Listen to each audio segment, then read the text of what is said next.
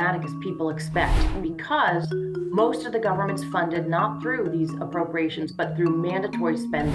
And of this discretionary spending, much of it is declared to be essential, which means things still go on. So the Department of Defense will be operating. The biggest example is always, and this stinks if you're going to a national park, but national parks may well shut down. Initially, air travel will be just as inconvenient as ever. We have understaffed air traffic control systems right now, and the employees know they're going to get paid eventually. The real issue is long-term, is the day-to-day regulation that the FAA has over airports, airlines, and also aircraft manufacturers, where Boeing won't be able to get that inspector to take a look at that new system they want approved. An airport in eastern Wyoming won't be able to get an FAA inspector to come and look at the new runway. Over a period of time, that could have a hit.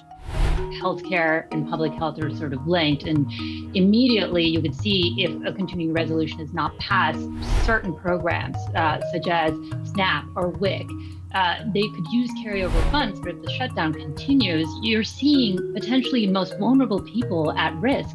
42% of all the workers at Health and Human Services will be furloughed. That includes about 80% of the people who work at the National Institutes of Health, the NIH. That includes about 60% of the CDC and 20% of the FDA. And that, of course, is going to impact clinical research. It's going to impact the ability to monitor flu and COVID. It's going to impact the FDA's ability to oversee various parts of their mandate, including food safety. The biggest problem for FEMA will be all of the permanent workforce, about 5,000 employees, will be put at risk in what they call lapse of funding if the government shuts down. Of the 5,000 workforce, that could be 90% of the folks are at home, not working their jobs and not supporting the disaster response teams. There's the sort of nuisance value for everybody in the United States. You can't renew your passport.